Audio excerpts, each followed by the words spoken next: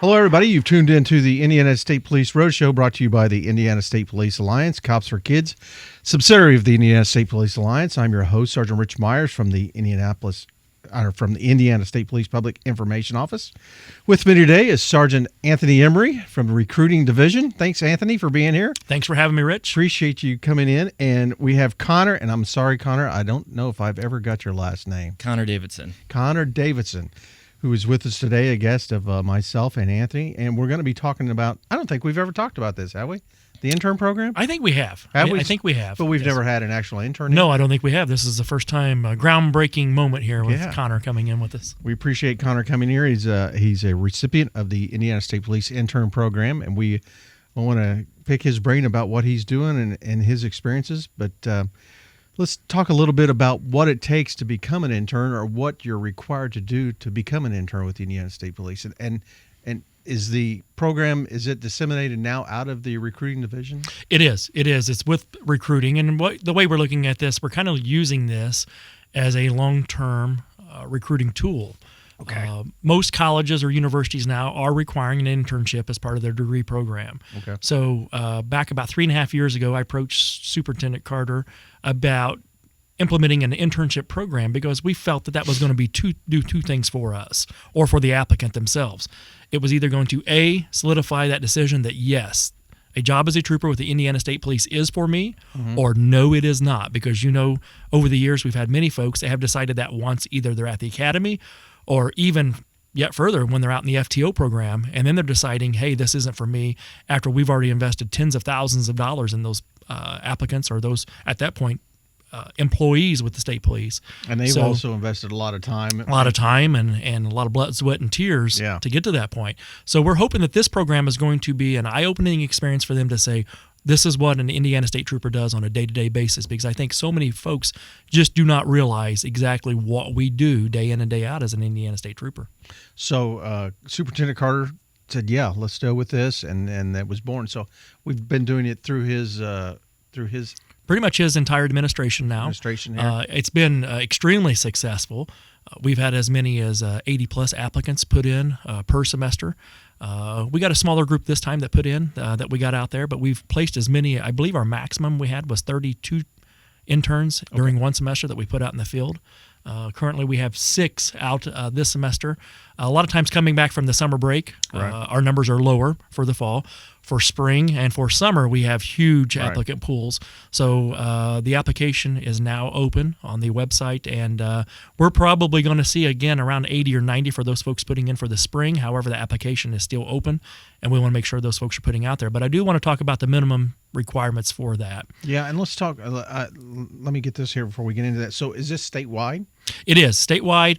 We have 14 districts throughout the state of Indiana, and we place interns in all 14 districts. So again, geographically, there's no limitations on it. Okay. You can basically work out of any state police post in the state of Indiana. Okay. Well, let's give us the requirements.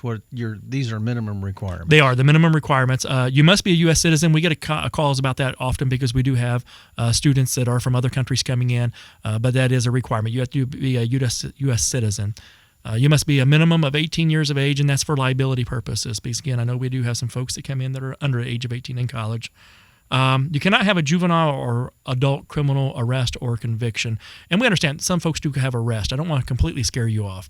But we're really going to look at the convictions, but we are going to look at the arrest and see what they were and what kind of time there was between the arrest and when you're applying. So just be aware that is going to be one of the questions that you will be asked.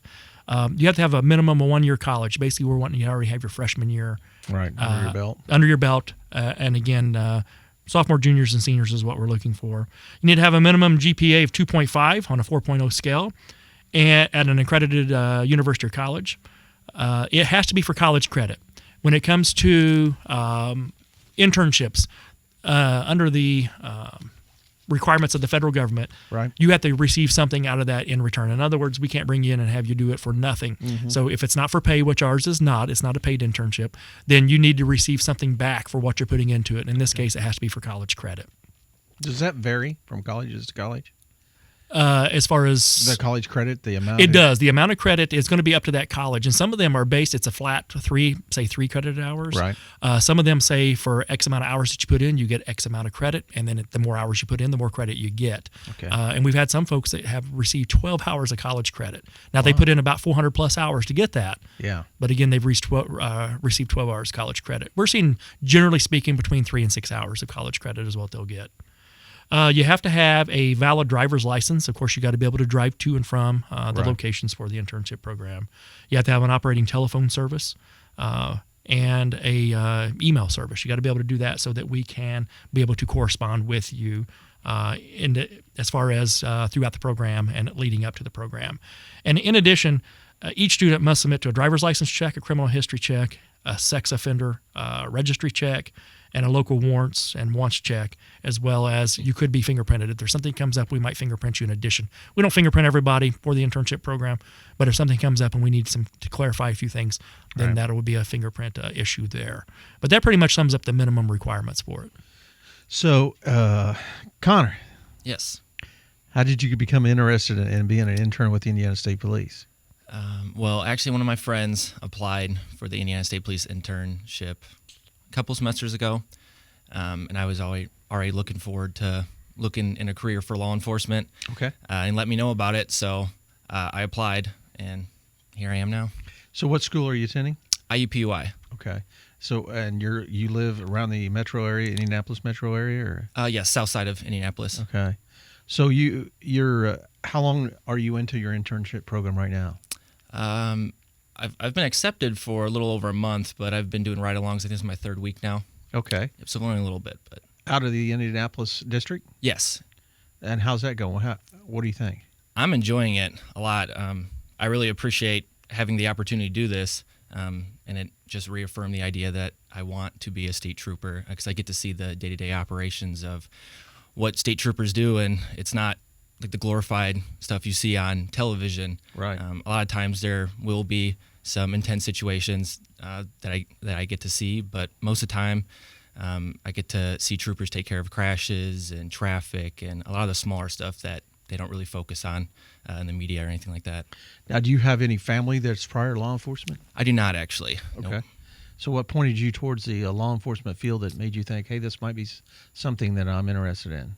Well, originally I wanted to go into the military. Okay. I didn't really care for the idea of being abroad and away from family members. So my next choice, and something that I'd always thought about as a kid, was law enforcement. Kind of goes around with the same principles and ideas, and I'm really interested in law as well.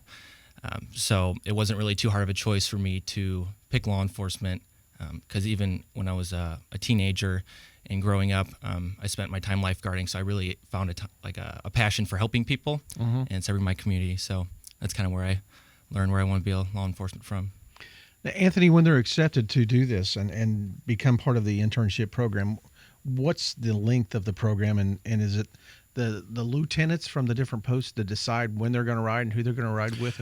The length of it's going to be for a college semester. So we run those for all 3 semesters. We have them for the spring, summer, and fall. Okay. So again, they would be there for that actual semester, the length of their semester. And then what we do, we have a contact person, kind of a liaison at each district that will sit down with the intern and figure out, okay, what schedule works for you. And some of them will do it a week at a time. Others may do it 2 weeks out. And Connor may be able to talk a little bit about how that worked for him at the Indianapolis district, because we give them some leeway on how they want to do that, but they'll kind of work out the schedule between them.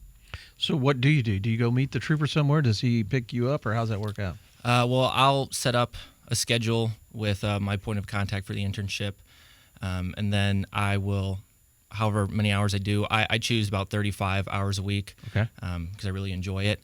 And so I'll drive to the post after school, and then they'll meet me at the post, and then we'll go spend however many hours I'm scheduled for that day for the internship. Is this something unique to the Indiana State Police, or is this something that's happening in a lot of law enforcement agencies? There are a few other agencies out there doing it. We're seeing a lot of federal agencies that are running those internship programs. We are seeing some city and county where our internship is going to differ, and where I feel like we excel. A lot of internships programs will only put college students out there to ride in a car. They're doing basically an extended ride-along program. With us, we try to get our interns into as many different and various aspects of the agency. It's an opportunity for us to showcase that agency. So, like for this group that's in now for the fall semester, they're going to attend the academy for one day. We've got them scheduled to go out with SWAT. They'll spend a day with SWAT, so they'll get to go through and fire the different weapons and things like that. We got a scuba training day coming in. They're going to go to the regional lab and go through a tour there and hear information on it. So again, we're going to push those folks out into as many different aspects of the agency to show them exactly what it is that we have to offer and what our entire agency does as a whole. So again, I feel like we really have a leg up. You and I have talked about it before. Right. One of the great aspects of the Indiana State Police that we have is the actual mobility availability that we have, both laterally and upward mobility that we have to go into different various aspects of the job.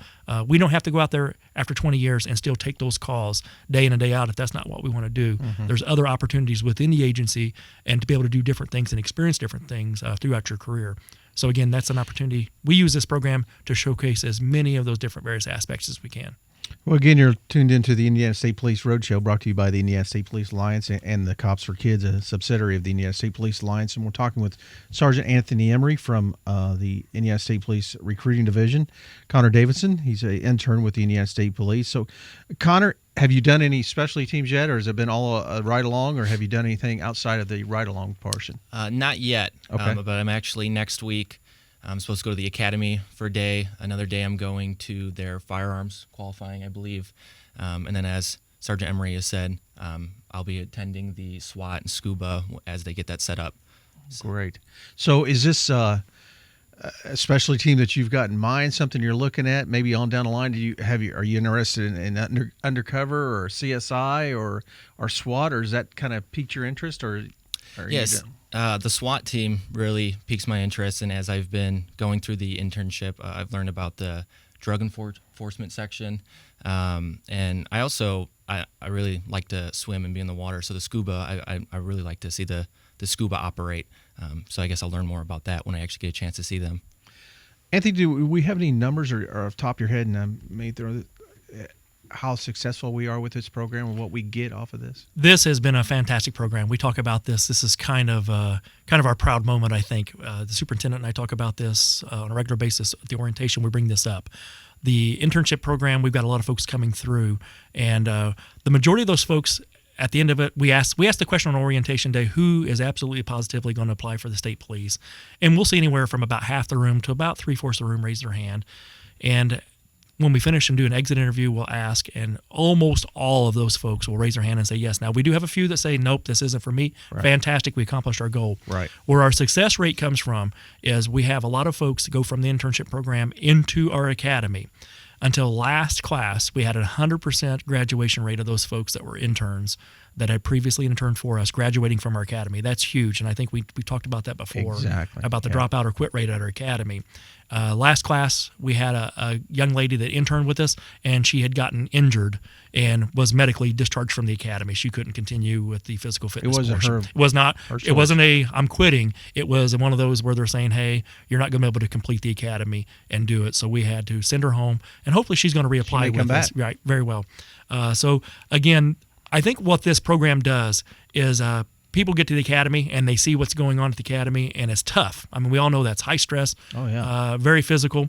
So they get there and they think, wow, this is the state police. They can't see the light at the end of the tunnel. Right. The interns, they come out here and they know that academy is only about 3% of that 25-year career, and that they know what's waiting for them, the reward that's out there, and what they're going to get to do day in and day out. So again, I say it's the old carrot on the stick to kind of keep them there and say, hey, this is just a small part of it, and I know that if I make it through this small part, that's the rewarding career that I have waiting for me out there. And again, I love what you brought up a while ago about it's just not what you see, what you think you see as a trooper out on the road. There are many aspects, from a pilot to an undercover to CSI to motorcycle patrol to detectives, blah, blah, blah, blah, yeah, on down the line, and on. That you do not see that are available out there that may pique a guy's interest and bring him back.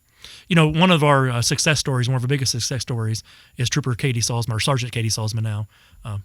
Wasn't even interested in law enforcement, needed an internship, and guess what? She's working for us today. Yep. Yeah. Well, guys, thank you for coming in. We've used up all our time today, and I appreciate you being here, and good luck.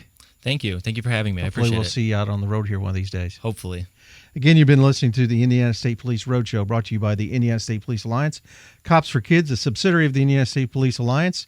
I want to thank Anthony Emery, Sergeant with the Recruiting Division, Connor Davidson, our intern, for coming in and talking about the Indiana State Police intern program. We'll talk to you next week. Roadshow is out.